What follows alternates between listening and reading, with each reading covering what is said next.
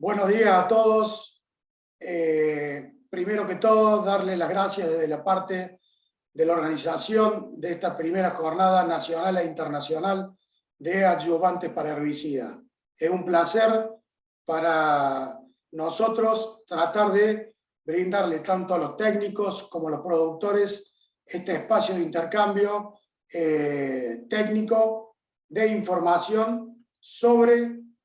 lo que es los adyuvantes para herbicidas. En estos últimos años hemos tenido muchísima información de parte de las compañías de la generación de nuevos herbicidas que tratan de disminuir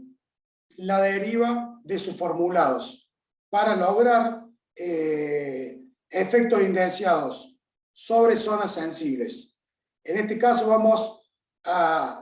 tratar sobre un herbicida viejo, es decir, uno de los primeros herbicidas, que fue el 2,4-D, que las compañías han ido cambiando sus formulados para disminuir lo menor posible su deriva y hacer más segura la utilización del mismo.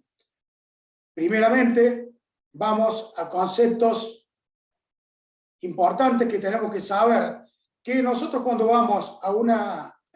comercio o a una agronomía y nos llevamos un bidón de un herbicida, en este caso 2,4-D, no solamente dentro de ese bidón existe un ingrediente activo, sino que existe una parte de ingrediente activo y adyuvantes que no los agregamos nosotros, sino que ya vienen dentro de ese bidón para permitir que este producto tenga una correcta mezcla, que se diluya correctamente, que se pueda aplicar correctamente y que sea estable durante el tiempo que tiene hasta su vencimiento, es decir, que sea utilizable por un lapso de tiempo. Dentro de estos adyuvantes o dentro de este bidón podemos ver que está la parte del principio activo en sí, como por ejemplo el piclorán. Dentro de ese bidón también existe una parte que es agua y una pequeña parte en bajas cantidades que son estos adyuvantes que tienen los bidones en sí para que el usuario de este herbicida pueda mejorar su aplicación, que tenga un mejor rendimiento, que sea seguro la manipulación del mismo y que el ingrediente activo esté en su calidad durante el tiempo estipulado. Los adyuvantes, para ir más al foco de lo que nos trae en esta charla, incluyen materiales como sulfactantes, esparcidores, pegantes, emulsionantes o agentes humectantes. Sabemos que estos aumentan el contacto superficial, en este caso puede ser sobre la superficie del suelo si es un preemergente o sobre la cutícula de la hoja si es un herbicida sistémico o de postemergencia. A su vez, pueden aumentar estos adyuvantes la penetración dentro del mismo, disminuir la pérdida por fotodegradación o por volatilidad del ingrediente activo, y a su vez existen adyuvantes dentro de este bidón que le dan color u olor al herbicida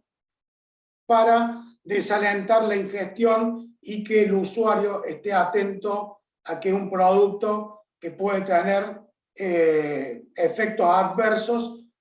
por el tema de la ingestión.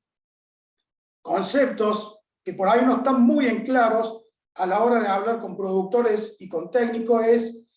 ¿qué deriva? ¿Qué es la deriva de un herbicida? Es decir, son todas aquellas gotas que no alcanzan el objetivo deseado. En este caso, hablando de 2,4-D, el objetivo deseado es la maleza que yo quiero controlar. Es decir, necesito disminuir la deriva principalmente para que la mayor cantidad de principio activo llegue a la maleza que yo quiero controlar y a su vez disminuir esa deriva para mermar los efectos indeseados al ambiente, que puede ser una población cercana o árboles ornamentales o un cultivo sensible, en este caso al herbicida 2,4-D. Ese sería el concepto de deriva. Vemos en una foto una aplicación sobre la parte izquierda de un barbecho con paraquat y sobre la parte derecha de la foto un lote sembrado con soja en un estado B3, B4, donde ocurrió una deriva por viento y el consiguiente daño y problema sobre el lote que no era el target de ese herbicida, en este caso paraquat. Otro concepto, también cuando manejamos este herbicida 2,4-D, es la volatilidad, que también es una deriva porque se produce una fase gaseosa del herbicida y esta fase gaseosa, que puede producirse desde el suelo o desde la superficie de una hoja, se gasifica el producto y por una inmersión térmica o por un viento puede irse fuera del blanco target que yo tenía para ese herbicida. Vemos en este caso un ejemplo de una volatilidad donde lo que estamos viendo en la foto no es un herbicida 2,4-D, sino que son partículas de limo que son más grandes que las partículas que se volatilizan del herbicida, pero para graficarlo vemos en suspensión por inversión térmica estas partículas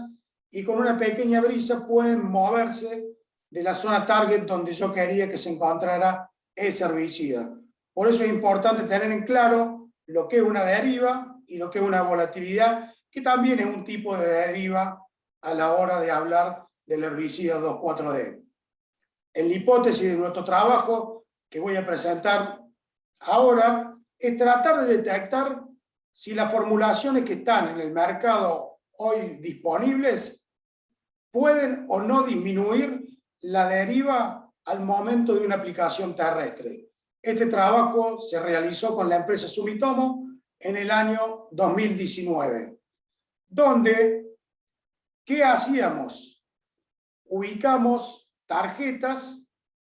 hidrosensibles a dos alturas de medición, una altura de 1 metro de altura y otra a 50 centímetros del suelo. Utilizábamos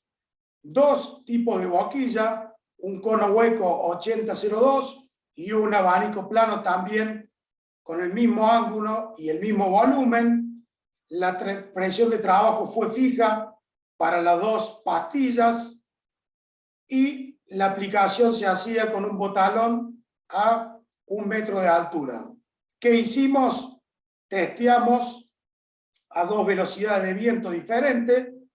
un rango de entre 5 y 10 kilómetros por hora de viento y un rango de entre 10 y 15 kilómetros por hora de viento. Estas tarjetas hidrosensibles las hacíamos para captar las gotas que iban fuera de la banda de aplicación y cuánto podía ser la dispersión de las gotas variando el viento, variando la pastilla y la ubicación de las mismas. ¿Qué productos se testearon para este ensayo? Un 2,4-D de alto peso molecular que está inserto en el mercado estos últimos años para disminuir este tipo de derivas, un 2,4-D dual sal, donde tenemos dos sales de este herbicida, un éster metílico, un experimental, que era lo que queríamos chequear, que los ayudantes que tiene este experimental en nuestra hipótesis iban a disminuir esa deriva de gotas indeseadas en nuestra franja de aplicación, y un ácido también que estos últimos años ha salido en el mercado. Para graficarlo o para verlo en fotos, podemos ver las dos alturas donde se ubicaban las tarjetas hidrosensibles, las diferentes distancias, metro a metro, hasta los 15 metros, donde se colectaban esas tarjetas. Podemos ver la velocidad del viento de aplicación, de 10 a 15 y de 5 a 10. Por eso ustedes ven que un día se aplicó con un traje amarillo, porque las condiciones del viento lo dieron así, y otro día se aplicó con un traje blanco, para que vean que no se pudo hacer todo el mismo día, porque se buscaron las condiciones óptimas para lograr testear bien las diferentes formulaciones de 2,4-D. Ahí en el margen derecho inferior vemos cómo quedaban las tarjetas y cómo se colectaban las gotas que derivaban a las diferentes distancias. Una vez hechas todas las aplicaciones, se generaban este tipo de planillas donde buscábamos metro a metro del 1 al 15 y las dos alturas, buscar el número de impactos que se habían generado sobre esas tarjetas. Estas tarjetas eran leídas por un escáner o un software que mide la cantidad de gotas que derivaron fuera de la banda de aplicación. Estas gotas, vale la pena aclarar, el escáner tiene una sensibilidad de gotas de 50 micras. Por debajo de eso pueden derivar gotas, lo que pasa es que el escáner no tiene esa sensibilidad para detectarlas. Generábamos este tipo de tablas para después generar gráficos. Estos gráficos, fíjense, no voy a mostrar todo el trabajo porque es muy largo para el tiempo que yo tengo. Veíamos la distribución, en este caso, de un cono hueco a 50 centímetros de altura, cómo iban las diferentes formulaciones, que son las barras de color, generando marcas o derivas.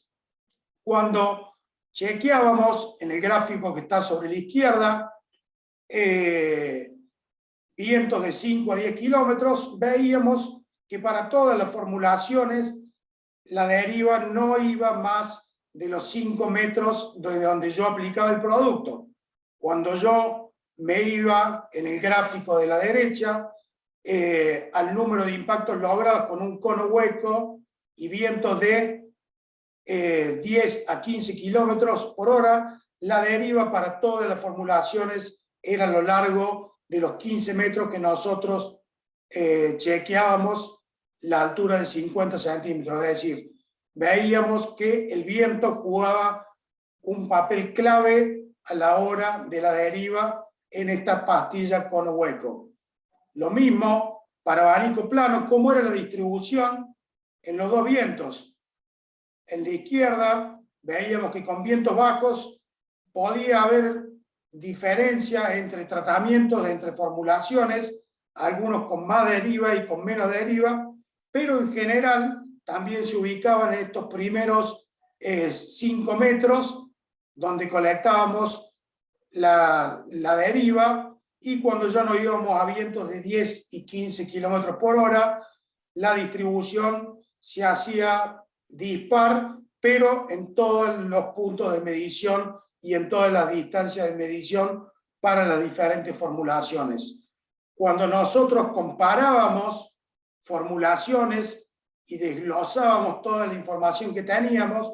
comparando este tratamiento 3, que era la mezcla de 2 sales de 2,4-D, versus el tratamiento 5, que es el experimental, con estos ayudantes para disminuir la deriva de producto y no generar un daño o una pérdida de principio activo fuera de donde yo lo quiero que se ubique, para que la mayor cantidad de principio activo esté presente en la maleza para controlarla. Veíamos que en la parte superior, donde tenemos el cono hueco, se ubicaban las tarjetas, como decíamos, en los primeros 5, 6, 7 metros, pero sí se veía una